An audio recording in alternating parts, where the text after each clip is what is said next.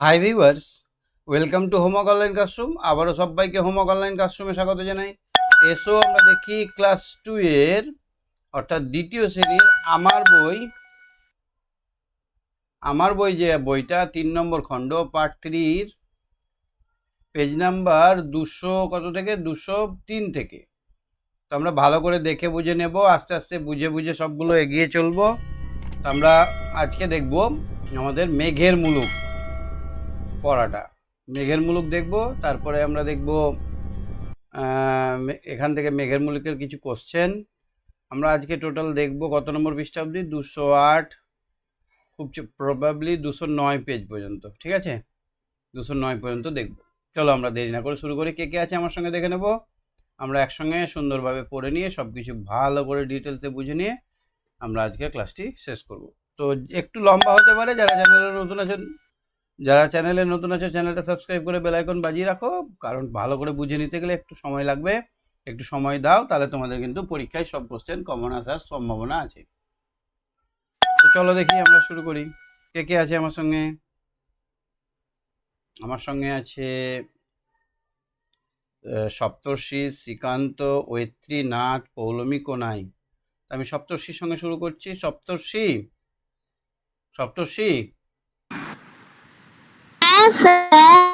মেঘের মুলুক পড়াটা পড়েছো তুমি? না স্যার। মেঘের মুলুক মানে কি গো? মেঘ মানে কি? মেঘ মেঘ মানে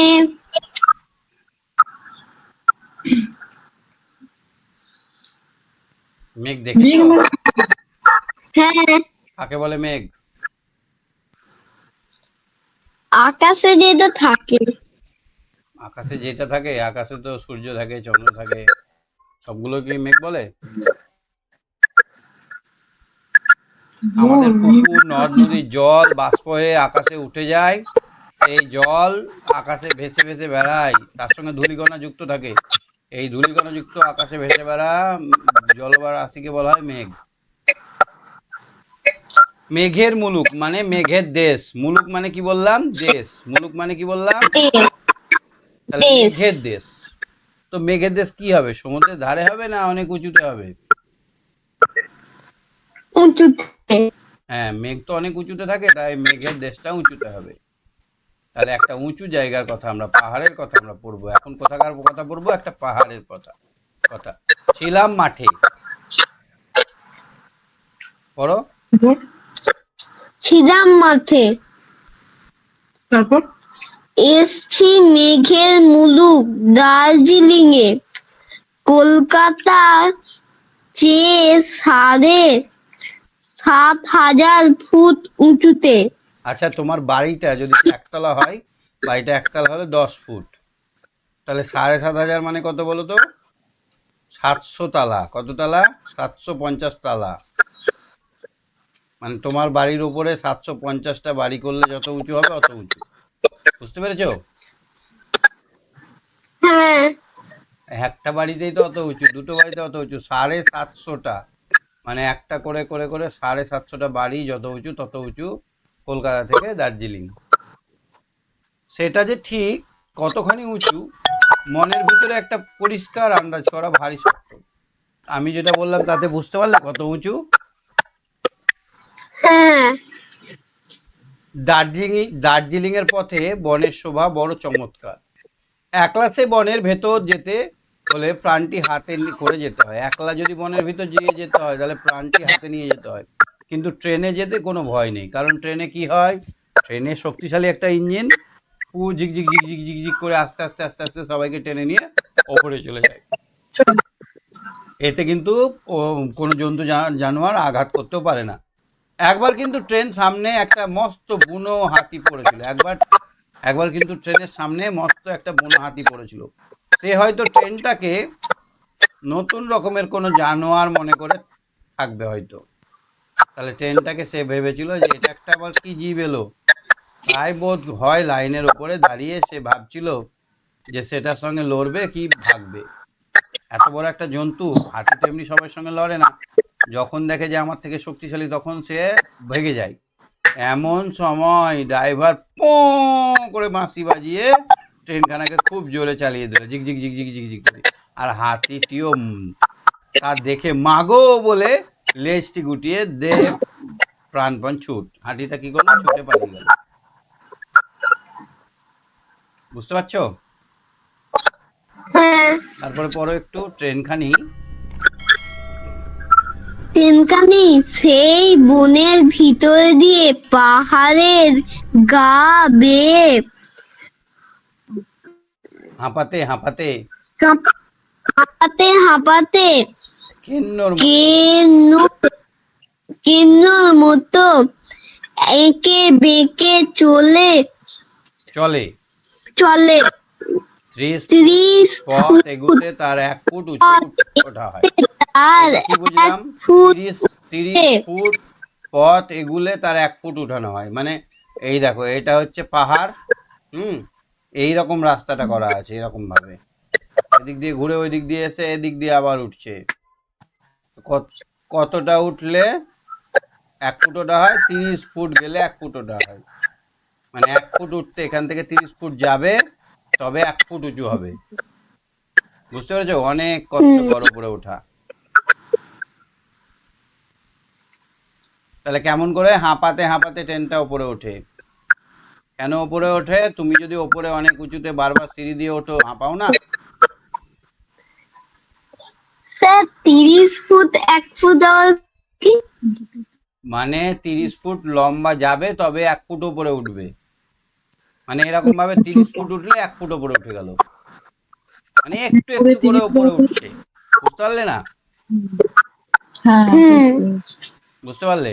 মানে এইখান থেকে 30 ফুট উঠলো, এইখান থেকে এইটুকুটা 1 ফুট উঁচু উঠলো, তাহলে আবার 30 ফুট যাবে, আর আবার উঠলো।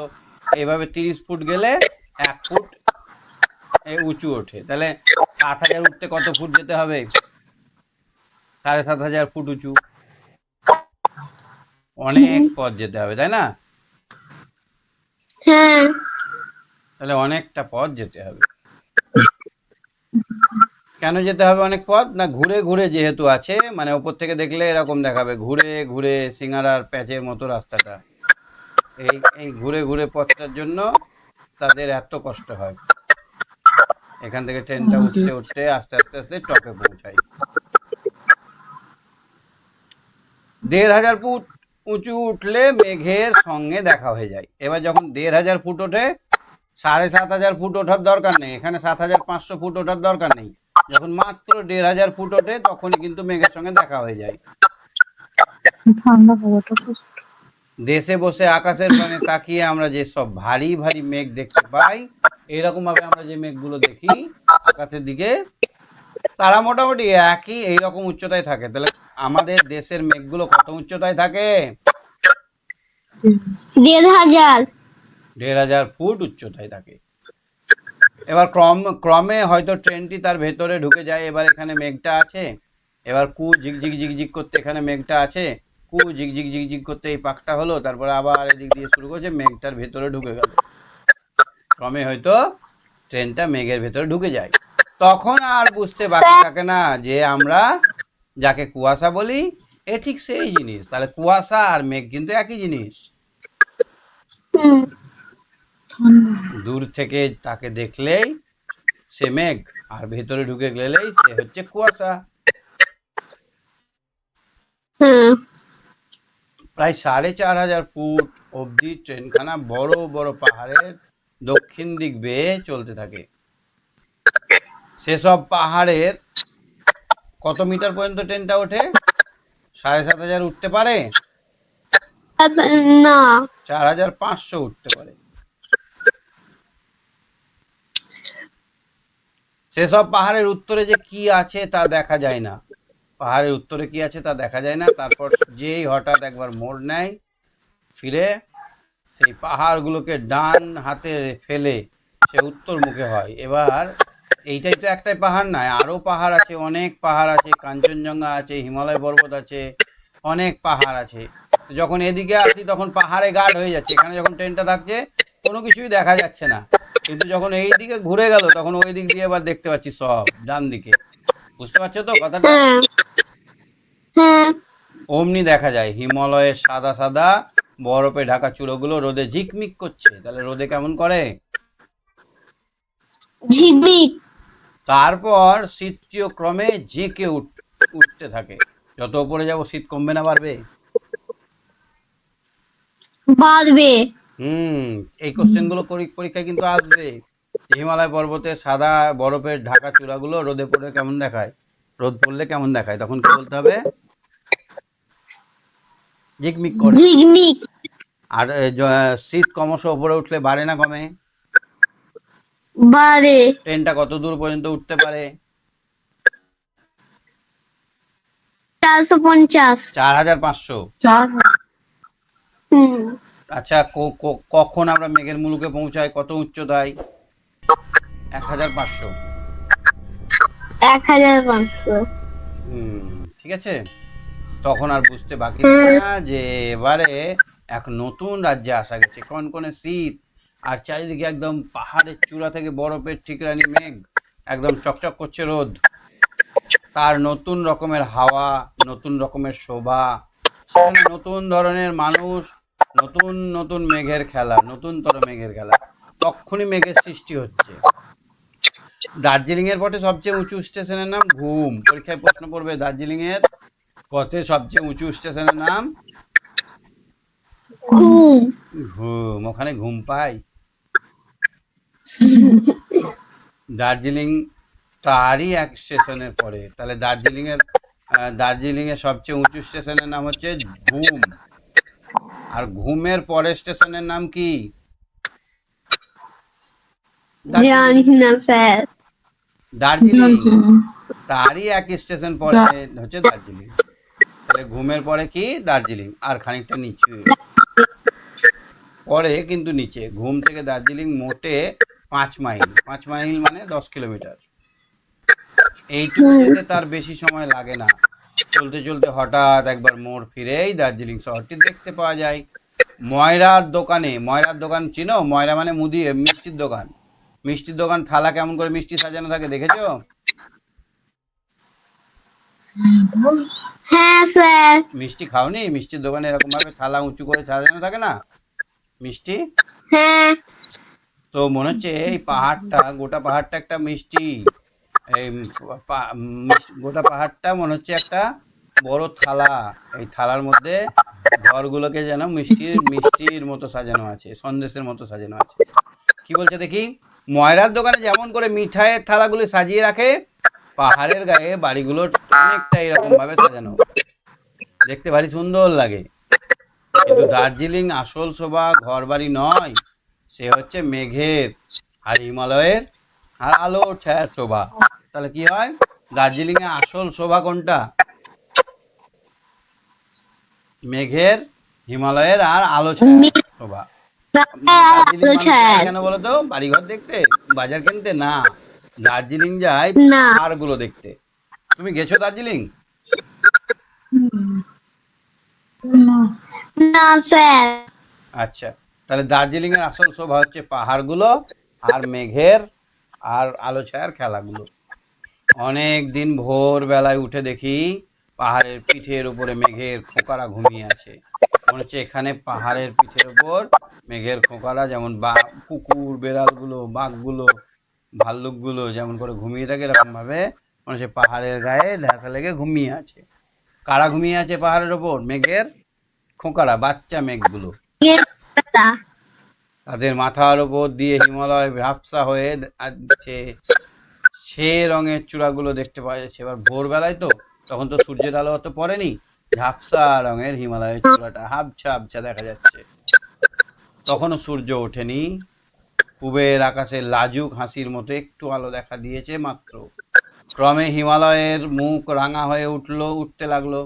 ব্যস্ত হয়ে রং ঢেলে তুলি নিয়ে বসলাম। এবার তাড়াতাড়ি করে কেমন দেখতে লাগে হিমালয় পর্বতটা বা দার্জিলিং এর শহরটা বা পাহাড়গুলো, সেটা আঁকার জন্য তুলি নিয়ে বসলাম। মনে হলো কতই কিছু আঁকবো। দুষ্টু মেঘের খোঁকা রোদের গন্ধ পেয়ে সে বেচারারাও বিছানা ছেড়ে উঠে বসেছে। এবার কি হলো? আরো বড় বড় হয়ে গেল, এগুলো বড় বড় হয়ে গেল বাচ্চাগুলো, মেঘের বাচ্চাগুলো।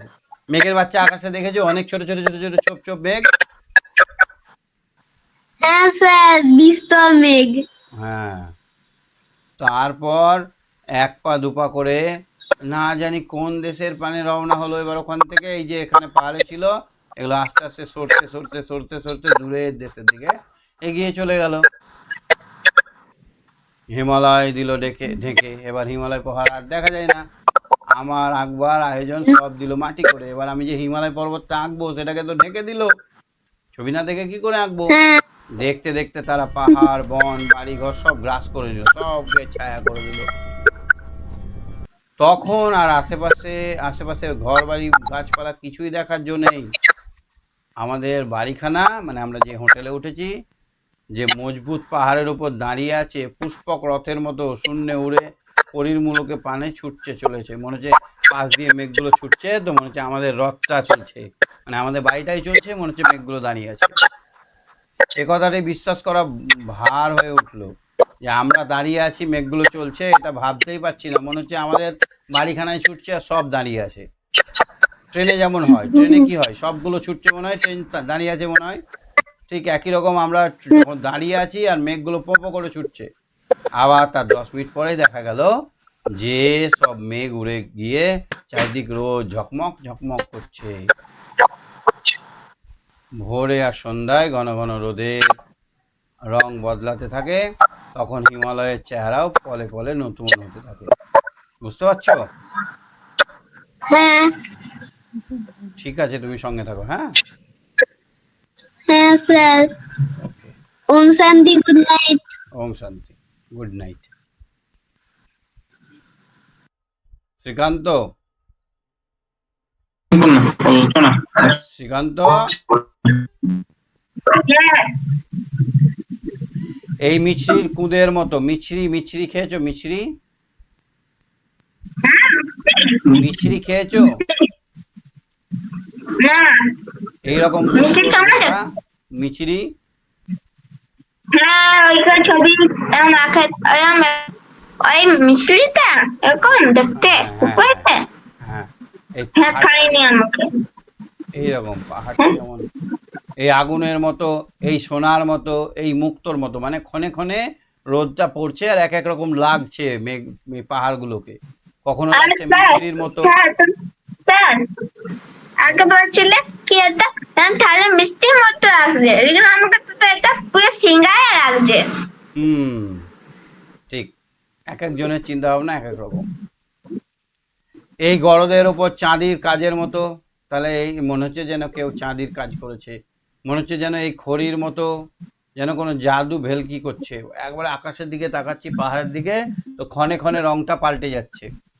এমনি করে দিনটা কেটে গিয়ে বিকেল আবার সোনার মতো আগুনের মতো মানিকের মতো হয়ে পালা শেষ, মানে দিনটা সন্ধে হয়ে গেল। বেগুনি রঙের, বেগুনি রঙের পাহাড়ের মাথায় সেই মানিকের মতো বরফ। তাহলে এই পাহাড়টার রং কেমন? বেগুনি রং।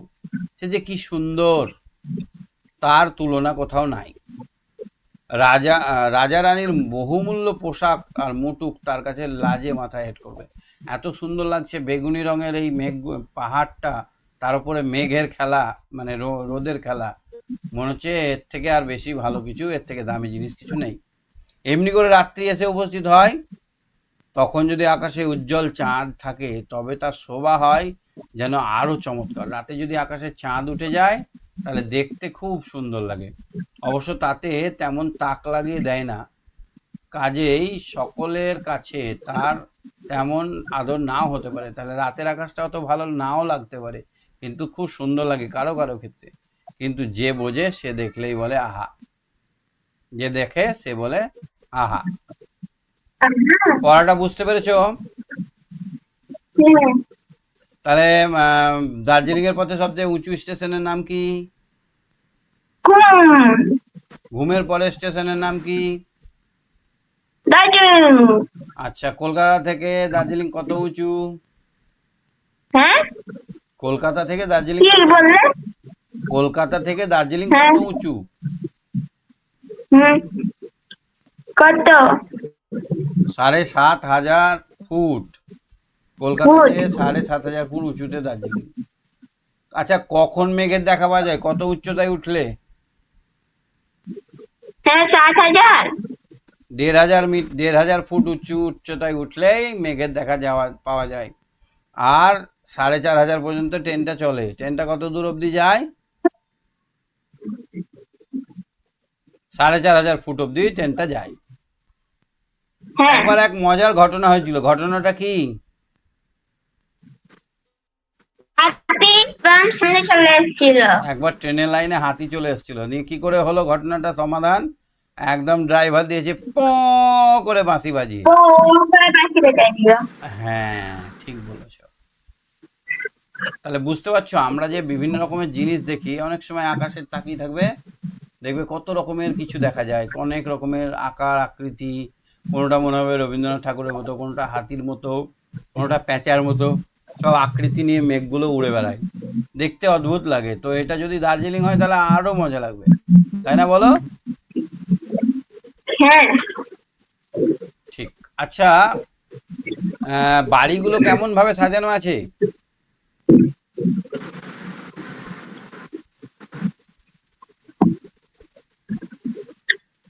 মনে হচ্ছে মিষ্টির দোকানের থালায় যেমন করে মিষ্টিগুলো সাজানো থাকে, সেরকম বাড়িগুলো সাজানো আছে। এই একটা পাহাড়, এখানে মনে হচ্ছে একটা বাড়ি, এখানে একটা বাড়ি। যেমন করে থালায় মিষ্টি সাজানো থাকে, সেরকম ভাবে বাড়িগুলো সাজানো আছে। একটা একটা বাড়ি দূরে দূরে দূরে দূরে, এরকম ভাবে বাড়িগুলো সাজানো আছে চারপাশে। মেঘের মুলুক বলতে লেখক কোন জায়গার কথা বলেছেন? দার্জিলিং। দার্জিলিং। দার্জিলিং গেছো তুমি? দার্জিলিং না, দার্জিলিং এর পথে ট্রেন কিভাবে চলে? কেন্নর মতো। কিসের মতো? কেরলের মতো আঁকে বাঁকে। কেন্নর মতো এঁকে বেঁকে। এঁকে বেঁকে। দার্জিলিং এর পথে সবচেয়ে উঁচু স্টেশনের নাম ঘুম। হুম। পাহাড়ের গায়ে বাড়িগুলো কেমন সাজানো? ময়রার দোকানে মিষ্টির মতো, ময়রার দোকানে থালা সাজানো মতো। ময়রার দোকানে মিষ্টির থালার মতো সাজানো, মিষ্টির মতো। মিষ্টির থালার মতো। দার্জিলিং এ কোন পাহাড় দেখা যায়? হিমালয়। নয়। দার্জিলিং এ ভোরের আকাশটি দেখতে কেমন লাগে? ভোরের আকাশে মেঘের ভালো। বাচ্চাগুলো সব ভোরের আকাশে মেঘের বাচ্চাগুলো সব পাহাড়ের ওপর শুয়ে থাকে। যখনই রোদটা উঠতে শুরু করে, তখন পুরো মেঘ যেন তাড়াহুড়ো করে ঘুম ভেঙে যায়, নিয়ে হিমালয় পর্বতটাকে আড়াল করে দেয়। তার একটু বাদেই মেঘগুলো দূর দেশের উদ্দেশ্যে চলে যায়, তখন একদম মানে কি পরিষ্কার আকাশ হয়ে যায়, আর রোদ ঝকঝক করে হিমালয় পাহাড়ের চূড়াগুলোর ওপর পড়ে। আর ঠিকরে ঠিকরে আলো আসে, তখনই মনে হয় যেন সোনা, তখনই মনে হচ্ছে যেন কি মণিমাণিক্য, অনেক রকমের মনে হয়, তাই না? সে যে দেখেই বলে আহা। কে বলে? যে কদর জানে। কি জানে?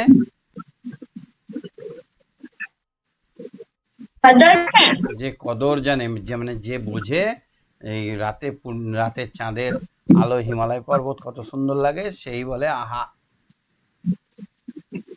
ডুয়েটটা দেখো তো। দার্জিলিং থেকে নিচের শব্দগুলি থেকে যুক্ত ব্যঞ্জন খুঁজে নিয়ে লেখো। দার্জিলিং। বুঝলে মস্তই মুস্তফার মুতন্দার কয়টায় শোনো, এখানে দার্জিলিং বর্গীর জয় রেপ আছে। বর্গীর জয় রেপটা হচ্ছে যুক্ত ব্যঞ্জন। কি বললাম? আমি সব কলাকে একেবারে করলাম। বর্গীর জয় রেপ। জয় রেপ মানে কি? রায় বুঝযোগ। র যোগ বর্গীয় জ। তারপর মধ্যাহ্ন ছয় কয়ে, তারপর দন্তা নয় দয়ে, তারপরে কয়ে তয়ে, তারপর টয়ে রফলা, তারপরে লয়ে জফলা। এগুলো সব ভাঙতে পারবে তো? হ্যাঁ, এগুলো সব ভাঙতে পারবে তো? হ্যাঁ, আচ্ছা, গল্প থেকে যুক্ত ব্যঞ্জনগুলো এখানে খুঁজে লিখতে হবে, পারবে? খুঁজে খুঁজে দেখতে হবে যুক্ত ব্যঞ্জনগুলো। এখন কিন্তু, অবশ্য, এগুলোকে খুঁজে খুঁজে এখানে বসাতে হবে। হ্যাঁ, হ্যাঁ। তোমরা এটা নিজে করবে।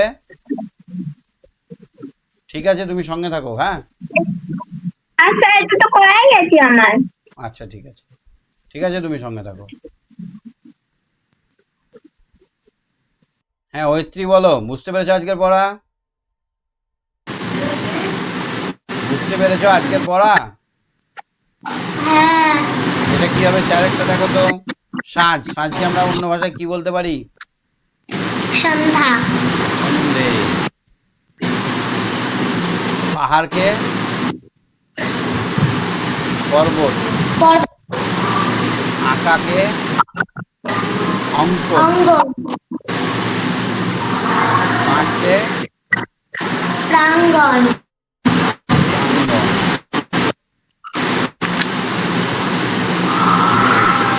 তারপর এটা দেখো তো, সেন্টেন্স বানাতে হবে। হি এর পাশে কি বসে? Is. He is a boy. তারপরে she is a girl. Girl. লিখতে হবে সি ইজ এ গার্ল। তারপরে I am a student. A student. I am I am a student. I am I am a student. A student.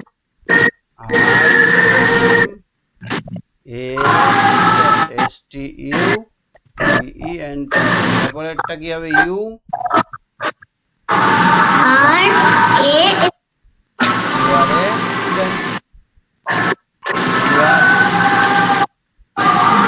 You are a student.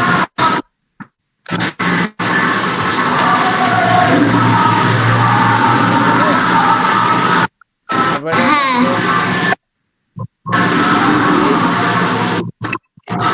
This is This is a this is a star. This is a star.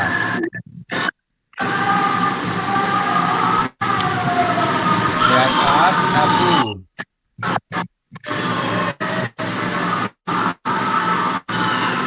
ভুল হয়ে গেল।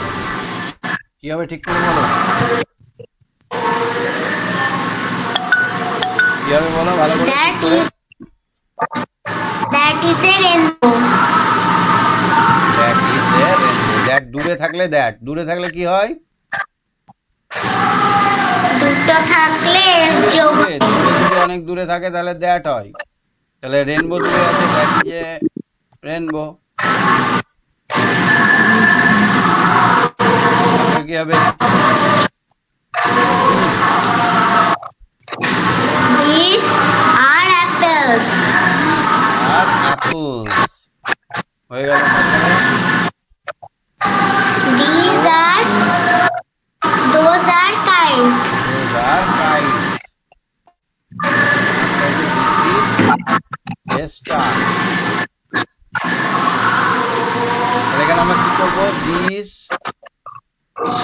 Is a star.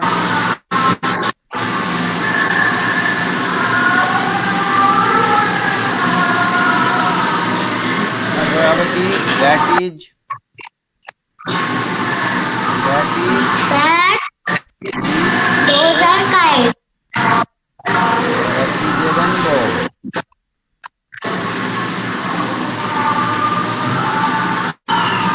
তারপরে is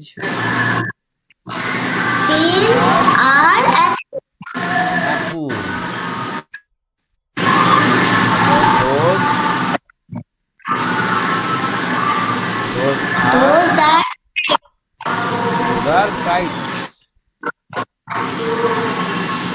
বুঝতে পারলে? হ্যাঁ। ঠিক আছে, তারপরে এটা দেখো তো কি হবে এটা?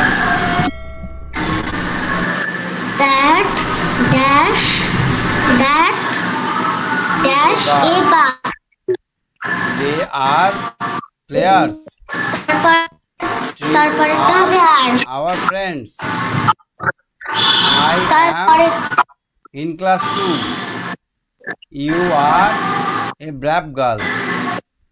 বুঝতে পারছো তো পড়াগুলো? হ্যাঁ স্যার।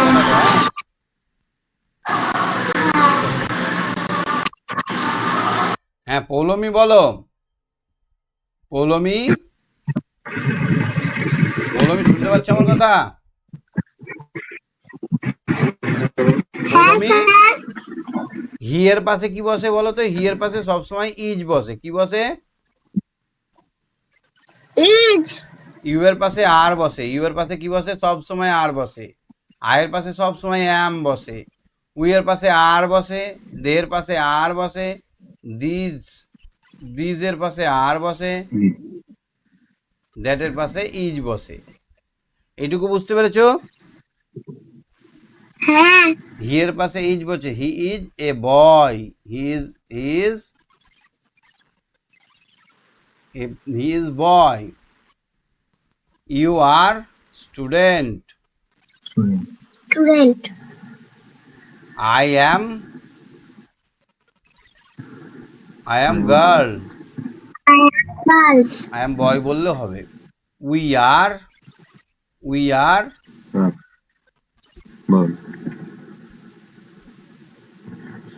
আর কি হবে? We are we are student. Girls. We are student হবে।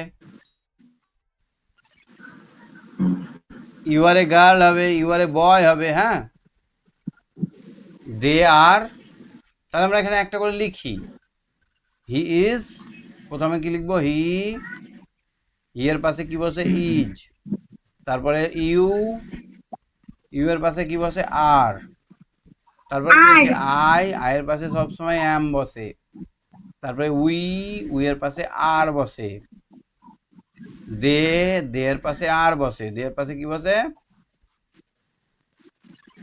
আর আর। বসে। দিজ, দিজ মানে এইগুলি এখানে কি বসবে? আর বসবে। তারপরে আর কি আছে? দ্যাট এর পাশে ইজ বসে। এবার একটা করে জুড়ে দাও। He is a boy. তাহলে এখানে বয় বসাও। You are girl. You are girls. তারপরে আই অ্যাম স্টুডেন্ট। কি? I am student. এস আছে স্টুডেন্ট। সেই জন্য হবে না। আই অ্যাম এ বয় বা গার্ল। আই অ্যাম এ বয়। বয়।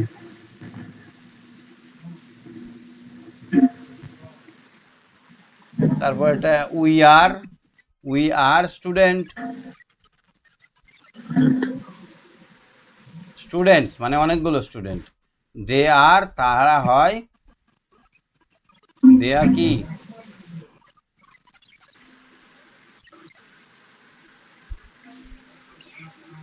দে আর কি হবে?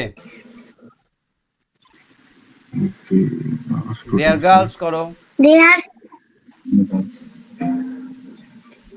দে আর গার্লস। আর আছে এখানে, আর এখানে গার্লস, গার্লের পাশে এস যোগ আছে সেই জন্য এটা বসালাম। These are books. These are books. That is a kite. বুঝতে পারলে এটা কি হলো? হ্যাঁ স্যার। আগের পড়াগুলো বুঝতে পেরেছো? হ্যাঁ। ঠিক আছে, ঠিক আছে, আজকে তাহলে শেষ করছি। আর এই যুক্ত ব্যঞ্জনগুলো খুঁজে নিয়ে এখানে বসাবে। হ্যাঁ, ঠিক আছে। খুঁজে পাবে যুক্ত ব্যঞ্জন। এ দেখো, কিন্তু আছে, তারপরে অবশ্য আছে, উপস্থিত আছে, তারপরে এরকমভাবে খুঁজবে। ভেলকি আছে, তারপরে আছে সন্ধ্যা, মুক্ত, এগুলো হচ্ছে সব যুক্ত বর্ণ। যুক্ত ব্যঞ্জনগুলো এখানে খুঁজতে হবে। কটা খুঁজতে হবে? 12টা। ঠিক আছে, তুমি সঙ্গে থেকো। Tata, bye bye. Good night. Okay, good night. হ্যাঁ, ঐশী শুনতে পাচ্ছ আমার কথা? ঐশী, ঐশী, আজকে একদম সময় নেই। আজকে আমরা শেষ করছি। সবাইকে একসঙ্গে টাটা, বাই বাই।